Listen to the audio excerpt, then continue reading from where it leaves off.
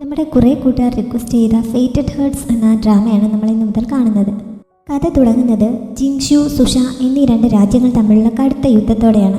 സുഷ രാജ്യത്തിലെ first പ്രിൻസായ Feng സെയ്യെ വലിയൊരു സൈന്യമായിട്ട് ജിങ്ഷു ആക്രമിക്കുകയാണ്.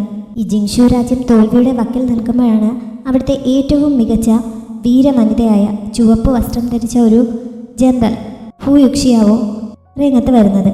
അവൾ ഏതാ ശക്തമായ രമ്പ് ഫെങ് സുയിഗയുടെ ശരീരത്തിൽ തറയ്ക്കുകയും അവന് മാരകമായി പരിക്കേൽക്കുകയും ചെയ്യുന്നു. ഇതോടെ സുഷ സൈന്യത്തിന് പിന്തിരിഞ്ഞോടേണ്ടി വരുന്നുണ്ട്.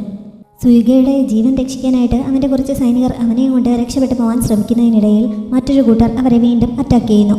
അത് പക്ഷേ ശത്രുരാജ്യത്തു നിന്നുള്ളവരല്ല, തങ്ങളുടെ കൂട്ടത്തിൽ തന്നെയുള്ള ആരോ ആണ് എന്ന് അവർക്ക് മനസ്സിലാവുന്നുണ്ട്. സുയിഗ മരിക്കാതെ അവർ പിന്മാറുകയില്ലെന്നും അവർക്ക് മനസ്സിലാവുന്നു. ഈ ആക്രമണത്തിൽ സുയിഗ സഞ്ചരിച്ചിരുന്ന രഥം ഒരു കൊക്കയിലേക്ക് വീഴുന്നുണ്ട്. അതോടെയാണ് അക്രമികൾ പിന്മാറുന്നത്. സുയിഗയുടെ സൈന്യത്തെ ചെറുത്ത് നിന്ന് ജിങ്ഷു കിങ്ഡം വിജയം കൈവരിച്ചെങ്കിലും അവിടുത്തെ ജനറലായ ഫുയുക്ഷിയാവോ അന്ന് രാത്രി മിസ്സിംഗ് ആവുന്നുണ്ട്. അവളെയും ഒരു സംഘം വളഞ്ഞ് ആക്രമിച്ചുകൊണ്ടിരിക്കുകയാണ്. അവൾ ഒറ്റയ്ക്കാണ് ഇവരെ നേരിടുന്നത്. നല്ല രീതിയിൽ പരിക്ക് പറ്റുന്നുണ്ടെങ്കിലും അവൾ അവരെല്ലാം കൊന്നൊടുക്കുന്നു. ഒരു കാട്ടിൽ വെച്ചാണ് ഈ ഫൈറ്റ് നടന്നുകൊണ്ടിരിക്കുന്നത്. ഇതേ കാട്ടിൽ തന്നെ അതിനടുത്തുള്ള ഒരു ഗ്രാമത്തിലെ ഡോക്ടറായിട്ടുള്ള ഷുയേയിങ് അവളുടെ സെർവൻറ്റിനൊപ്പം കുറച്ച് മരുന്നുകൾ ശേഖരിക്കാനായിട്ട് വന്നിട്ടുണ്ടായിരുന്നു. അവരിങ്ങനെ പച്ചമരുന്നുകളൊക്കെ കളക്ട് ചെയ്തുകൊണ്ടിരിക്കുന്ന കൂട്ടത്തിലാണ് അവളുടെ സെർവൻറ്റ് അവിടെ കെട്ടിത്തൂക്കിയിരിക്കുന്ന കുറേ ബോഡികൾ കണ്ട് ബോധം കെട്ടി വീഴുന്നത്. അത് കഴിഞ്ഞപ്പോഴാണ് ഷുയേയിങ് ഇത് കാണുന്നത്. പക്ഷെ അപ്പോഴേക്കും അക്രമികൾ അവളുടെ കഴുത്തിനും വാൾ കൊണ്ടുവച്ച് ചുമന്ന വസ്ത്രം ധരിച്ച ഒരു ലേഡിയെ കണ്ടോ എന്ന് അവളോട് ചോദിക്കുന്നു. അവളങ്ങനെ ആരെയും കണ്ടിരുന്നില്ലല്ലോ. അവളുടെ കയ്യിൽ നിന്ന് വിവരമൊന്നും കിട്ടില്ല എന്നറിഞ്ഞപ്പോൾ അവർ അവളെയും കൊല്ലാൻ തുടങ്ങുന്നു. പക്ഷേ ഈ സമയത്ത് ഫുയുക്ഷിയാവോ അവളെ ഹെൽപ്പ് ചെയ്ത് അവളെ സേവ് ചെയ്യുന്നുണ്ട്. എന്നിട്ട് അവിടെ ഉണ്ടായിരുന്ന ആ അക്രമികളെല്ലാം കൊന്നെടുക്കുന്നു. അത് കഴിഞ്ഞപ്പോഴേക്കും അവൾ തളർന്നു പോകുന്നുണ്ട്. ഷുയേയിങ് ഒരു ഡോക്ടർ ആയതുകൊണ്ട് തന്നെ ഓടി അവളുടെ അടുത്തെത്തി അവളെ ട്രീറ്റ് ചെയ്യാമെന്നൊക്കെ പറയുന്നു. പക്ഷെ അവൾക്ക് ജീവൻ വേണമെങ്കിൽ എത്രയും പെട്ടെന്ന് അവിടെ നിന്ന് രക്ഷപ്പെട്ടോളാൻ യുക്ഷിയാവോ പറയുന്നുണ്ട്. പക്ഷേ അത് കഴിഞ്ഞിട്ട് അവൾ അവിടെ നിന്ന് എഴുന്നേറ്റ് പോകാൻ തുടങ്ങിയപ്പോഴേക്കും ബോധം കെട്ട് വീഴുന്നു. ഈ ഷുയേയിങ്ങിൻ്റെ വില്ലേജ് രണ്ട് രാജ്യങ്ങളുടെയും അതിർത്തിയിലായിട്ടാണ് ഉള്ളത്.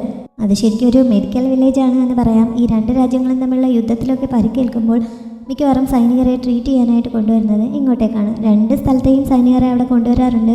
രണ്ടുപേരെയും ഒരേപോലെ ട്രീറ്റ് ചെയ്യണം, അവിടെ വെച്ച് ഇവർ തമ്മിൽ ഫൈറ്റ് ചെയ്യാൻ പാടില്ല എന്നൊക്കെ രണ്ട് രാജ്യത്തെ രാജാക്കന്മാരും തമ്മിൽ ഉടമ്പടി ഉണ്ടാക്കിയിട്ടുണ്ട്. അതുകൊണ്ട് ഇതൊരു സമാധാന പ്രദേശം പോലെയാണ്. ഇപ്പോഴും രണ്ട് രാജ്യത്തെ പരിക്കേറ്റ സൈനികരും ഇവിടെ ട്രീറ്റ്മെൻറ്റിനായിട്ട് എത്തിയിട്ടുണ്ട്.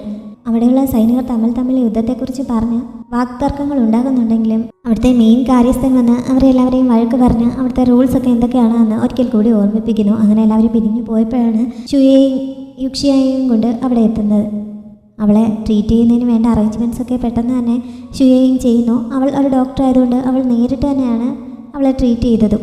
ഷുയേയും അത്യാവശ്യം സർജറി ഒക്കെ ചെയ്യാൻ മിടുക്കുള്ള ഒരു ഡോക്ടറാണ്. അതുകൊണ്ട് തന്നെ അവൾ പറ്റാവുന്നത് പോലെയൊക്കെ യുക്ഷിയാവോയുടെ ജീവൻ രക്ഷിക്കാൻ ശ്രമിക്കുന്നു. ഇതേ സമയത്ത് തന്നെ മറ്റൊരു സ്ഥലത്ത് സുയിഗയുടെ ജീവൻ രക്ഷിക്കാനും ഉള്ള ശ്രമം നടക്കുന്നുണ്ട്.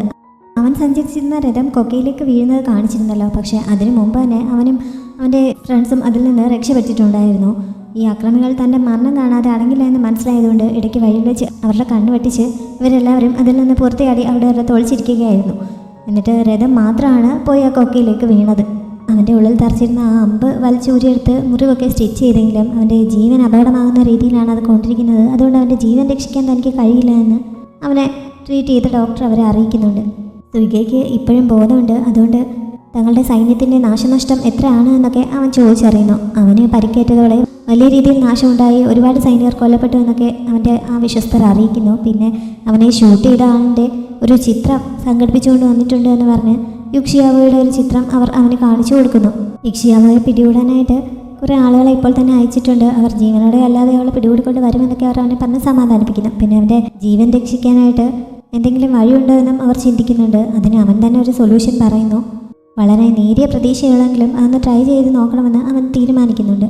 ഷുയേയും ഈ സമയം യുക്ഷിയാവോയെ ട്രീറ്റ് ചെയ്ത് കഴിഞ്ഞിരുന്നു. പക്ഷെ അവൾ ഇതുവരെ ഉണർന്നിട്ടില്ല. എന്നാലും അപകടനില തരണം ചെയ്തിരിക്കുന്നു. അവൾ രക്ഷപ്പെടും എന്നുള്ള പ്രതീക്ഷ ഷുയേയിങ്ങിനുണ്ട്. അവളെ ആക്രമിച്ച ആൾക്കാരുടെ ഡെഡ് ബോഡികൾ കിടക്കുന്ന സ്ഥലത്തേക്ക് ഈ സമയം ഒരു സംഘം എത്തുന്നുണ്ട്. അവരുടെ സൈനികരാണ് കൊല്ലപ്പെട്ട് കിടക്കുന്നതൊക്കെ. അതുകൊണ്ട് ആ ഡെഡ് ബോഡിയൊക്കെ തങ്ങളുടെ സ്ഥലത്തേക്ക് തിരികെ കൊണ്ടുപോകാൻ കൂട്ടത്തിലുണ്ടായിരുന്ന ഒരാൾ പറയുന്നു. എന്നിട്ട് യുക്ഷിയാവോയെ എങ്ങനെയെങ്കിലും കണ്ടെത്തണമെന്നും ഓർഡർ നൽകുന്നുണ്ട്. ഇങ്ങനെ അബോധാവസ്ഥയിൽ കിടക്കുന്ന സമയത്ത് തനിക്ക് എന്താണ് സംഭവിച്ചത് എന്ന് യുക്ഷിയാവോ സ്വപ്നം കാണുന്നുണ്ട്. അവളെ അവളുടെ കൂട്ടത്തിൽ തന്നെ ആരോ ചതിച്ച് അമ്പെയ്ത് കൊക്കയിലേക്ക് വീഴ്ത്തുകയായിരുന്നു.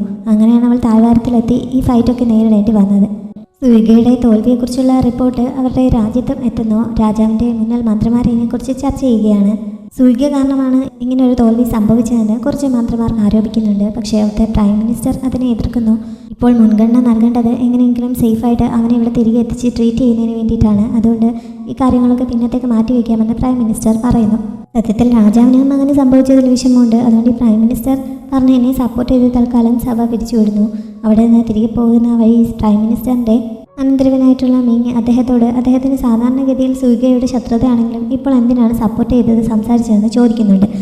ഏതൊരു അച്ഛനും സ്വന്തം മക്കളോട് സ്നേഹം കാണുമല്ലോ. അതുകൊണ്ട് രാജാവ് സൂയികയ്ക്ക് ഒന്നും സംഭവിക്കുന്നതിന് ആഗ്രഹിക്കുന്നില്ല. അതുകൊണ്ടാണ് അങ്ങനെ സപ്പോർട്ട് ചെയ്ത് പറഞ്ഞതെന്ന് അയാൾ പറയുന്നുണ്ട്. പിന്നെ മിങ്ങുമായിട്ട് സംസാരിച്ചതിൽ നിന്ന് സൂയികയെ പുറകിൽ നിന്ന് കുത്താനായിട്ട് മിങ് ശ്രമിച്ചുവെന്ന് പ്രൈം മിനിസ്റ്ററിന് മനസ്സിലാവുന്നു. ഇക്കാര്യത്തിൽ എനിക്ക് പങ്കില്ല. എന്തെങ്കിലും പണിഷ്മെൻറ്റ് വരികയാണെങ്കിൽ നീ തനിയെ നേരിട്ടാൽ മതിയെന്ന് പറഞ്ഞ് പ്രൈം മിനിസ്റ്റർ അവിടെ നിന്ന് പോകുന്നുണ്ട്. ഇക്ഷിയാവോയെ അന്വേഷിച്ച് അവളുടെ രാജ്യത്തെ പ്രിൻസായിട്ടുള്ള ജിൻഷിയും അവിടുത്തെ ആർമി അഡ്വൈസറായിട്ടുള്ള വേറാനും കാട്ടിലൊക്കെ തിരച്ചിൽ നടത്തിക്കൊണ്ടിരിക്കുകയാണ്. അവർ അന്വേഷണം തുടങ്ങിയിട്ട് ദിവസങ്ങളായിരിക്കുന്നു. ഇതുവരെ അവളെ പറ്റി വിവരങ്ങളൊന്നും കിട്ടിയിട്ടില്ല. അതുകൊണ്ട് ഇനി തിരികെ പോകാമെന്ന് വേറാൻ ജിൻഷിയോട് പറയുന്നുണ്ട്.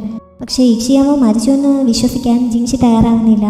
അവൾ എവിടെയെങ്കിലും ജീവനോടെ ഉണ്ടാവും. ലോകം മുഴുവൻ അരിച്ചു പെറുക്കിയിട്ടാണെങ്കിലും അവളെ കണ്ടുപിടിക്കണമെന്ന് പറഞ്ഞ് അവൻ വീണ്ടും തിരച്ചിൽ തുടരാൻ തന്നെ നിർദ്ദേശം നൽകുന്നു.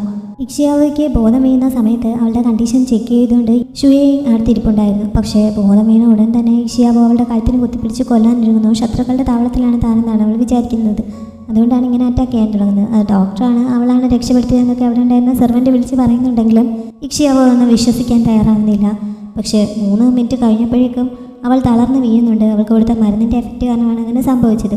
പിന്നെ പതുക്കെ അവർ രണ്ടുപേരും കൂടി അവളെ കാര്യങ്ങൾ പറഞ്ഞ് മനസ്സിലാക്കുന്നു. കാട്ടിൽ വെച്ച് തൻ്റെ ജീവൻ രക്ഷിച്ചതുകൊണ്ടാണ് അവളെ ആ അവസ്ഥയിൽ ഉപേക്ഷിച്ച് പോരാൻ തോന്നാതെ ഇങ്ങോട്ടേക്ക് കൂട്ടിക്കൊണ്ടുവന്ന് 3 ദിവസം മെനക്കെട്ട് അവളെ രക്ഷപ്പെടുത്തിയത് എന്നൊക്കെ അവർ അവളെ അറിയിക്കുന്നുണ്ട്. പിന്നെ അവളുടെ പേര് ചോദിച്ചപ്പോഴാണ് അവൾക്കതൊന്നും ഓർമ്മയില്ല. അപകടത്തിൽ അവളുടെ ഓർമ്മകൾ നഷ്ടപ്പെട്ടിരിക്കുന്നുവെന്ന് അവർക്ക് മനസ്സിലാവുന്നത്. അവളുടെ ഇടത് കൈക്ക് കാര്യമായ രീതിയിൽ പരിക്കേറ്റിട്ടുണ്ടായിരുന്നു. ആ കൈയിലാണ് ഒരു അമ്പ് വന്ന് തറച്ചിരിക്കുന്നത്. അമ്പിൻ്റെ ആ ഒരു പൊസിഷൻ വെച്ചിട്ട് അവളുടെ മുന്നിൽ വെറും 5 അടി ദൂരത്തിൽ നിന്നാണ് ആ അമ്പ ചെയ്തിരിക്കുന്നതെന്നും അതവൾ ഒട്ടും പ്രതീക്ഷയില്ലാതെന്ന സമയത്ത് ഏറ്റതായിരിക്കാനാണ് സാധ്യത. അതുകൊണ്ട് അവൾക്ക് നന്നായി അറിയാവുന്ന ആരെങ്കിലും തന്നെ ആയിരിക്കണം അവളെ ഷൂട്ട് ചെയ്തത് എന്നുമൊക്കെ ഷുയേയിങ് അവളോട് പറയുന്നുണ്ട്. പക്ഷെ എന്താണ് സംഭവിച്ചതെന്നോ താൻ ആരാണെന്നോ ഒന്നും ഇക്ഷിയാവോയ്ക്ക് ആ സമയത്ത് ഓർത്തെടുക്കാൻ പറ്റുന്നില്ല. അവളുടെ ഇടത് കൈ ഇപ്പോൾ തളർന്നത് പോലെയാണല്ലോ. അത് ട്രീറ്റ് ചെയ്യുന്നതിന് ഇവിടുത്തെ മരുന്നൊന്നും കഴിച്ചിട്ട് പ്രയോജനമില്ല. പകരം അവിടെ അടുത്തുള്ള ഒരു മെഡിക്കൽ പൂൾ അവളെ കൊണ്ടുപോയി ഇറക്കാമെന്ന് ഷുയേയിങ് തീരുമാനിക്കുന്നുണ്ട്. ആ മെഡിക്കൽ പൂൾ ഇവളുടെ ആ മെഡിക്കൽ വില്ലേജിൻ്റെ കൺട്രോളിലുള്ളതാണ്.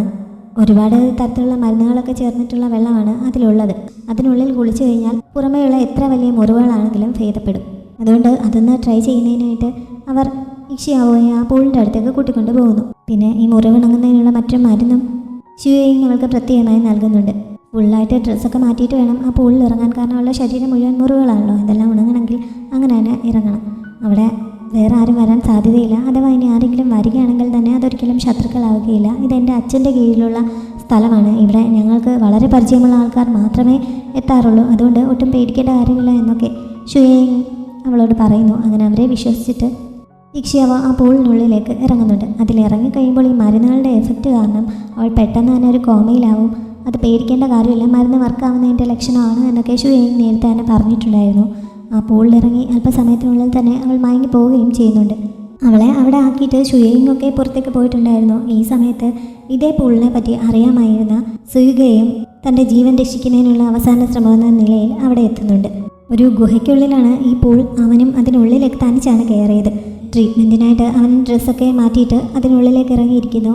ഇക്ഷിയാവോ ഇരിക്കുന്നതിൻ്റെ മറുഭാഗത്താണ് അവൻ ഇരിക്കുന്നത്. അതുകൊണ്ട് ഇവർ തമ്മിൽ ഇപ്പോൾ കണ്ടിട്ടില്ല.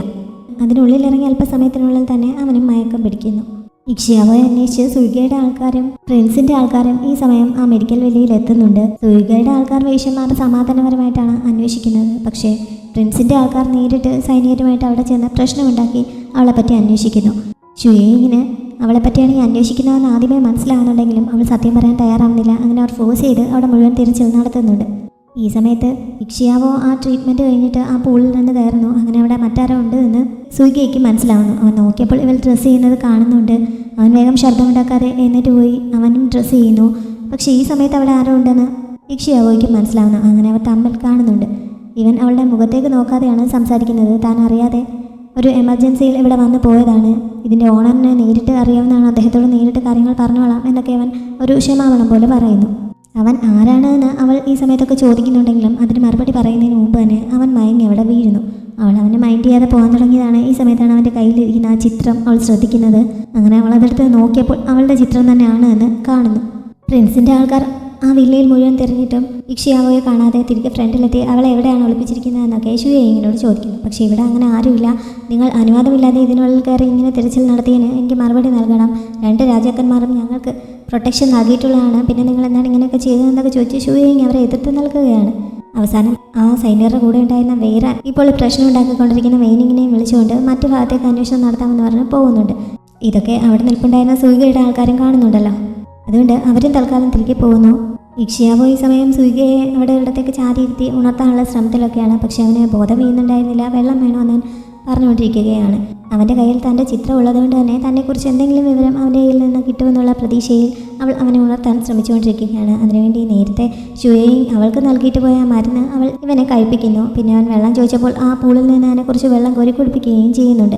ഈ സമയത്ത് ഇവളെ തിരികെ കൊണ്ടുപോകുന്നതിന് വേണ്ടിയിട്ട് ഷുയേയിങ്ങും ആ സെർവൻറ്റും കൂടി അങ്ങോട്ടേക്ക് വരുന്നു. പക്ഷേ പുറത്ത് കാവൽ നിൽപ്പുണ്ടായിരുന്ന സൂയികയുടെ ആ സബോർഡിനേറ്റ് ഇവരെ രണ്ടുപേരെയും പിടിച്ചവിടെ കെട്ടിയിടുന്നുണ്ട്. ഷുയേയിങ്ങിന് സുഷായിലെ ഫസ്റ്റ് പ്രിൻസിൻ്റെ സൈനികനാണിതെന്ന് അറിഞ്ഞപ്പോൾ ശരിക്കും പേടിയാവുന്നുണ്ട്. കാരണം അവൻ മാത്രം തങ്ങളുടെ ആ റൂൾ അനുസരിക്കുന്ന കൂട്ടത്തിലല്ല എന്ന് അവൾ കേട്ടിട്ടുണ്ടായിരുന്നു. ഈ സമയത്ത് സൂയികയ്ക്ക് ബോധം വീഴുന്നുണ്ട്. മുന്നിലിരിക്കുന്ന ഇക്ഷിയാവോയെ കണ്ടപ്പോൾ അവൻ ശരിക്കും ഒന്ന് ഞെട്ടുന്നു.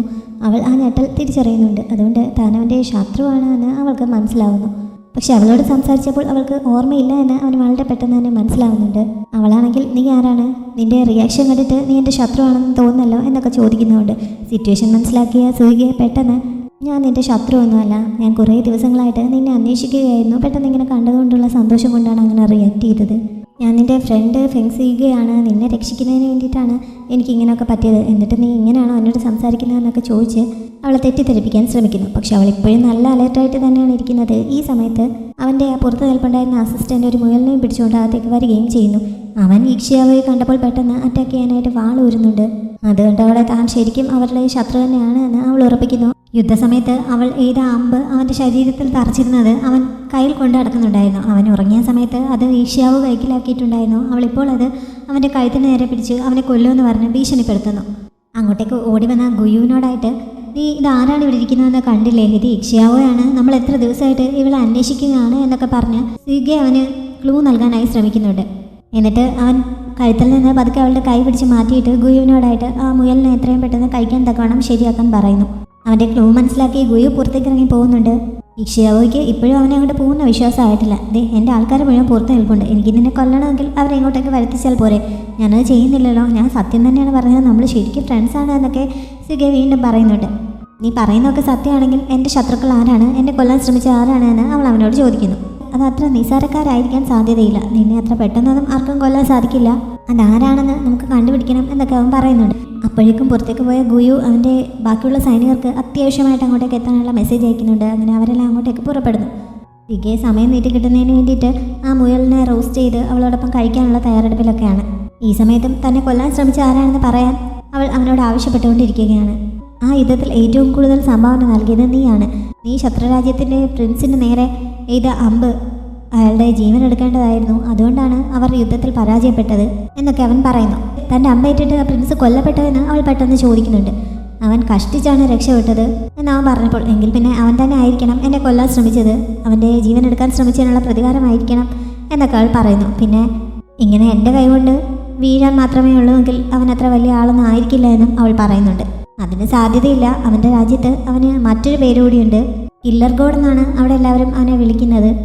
അവന് നിന്നോട് പ്രതികാരം ചെയ്യണമെന്നുണ്ടെങ്കിൽ അവനിങ്ങനെ കുറേ ആളുകളൊന്നും വിടേണ്ട ആവശ്യമില്ല, നേരിട്ട് തന്നെ വന്ന് ചെയ്യും എന്നൊക്കെ അവൻ പറയുന്നു. ഇവനിങ്ങനെ ആ പ്രിൻസിന് നല്ല പരിചയമുള്ളതുപോലെയാണല്ലോ ഇവളോട് സംസാരിച്ചുകൊണ്ടിരിക്കുന്നത്, അതുകൊണ്ട് നിനക്ക് ആ പ്രിൻസിനെ നേരിട്ട് അറിയാമോ, അവൻ്റെ പേരെന്താണ് എന്ന് ഇവൾ ചോദിക്കുന്നു. ഈ സമയത്ത് ആ പ്രിൻസിൻ്റെ പേര് ഫെങ്സുയിഗെ എന്നാണ് എന്ന് അവൻ പറയുന്നുണ്ട്.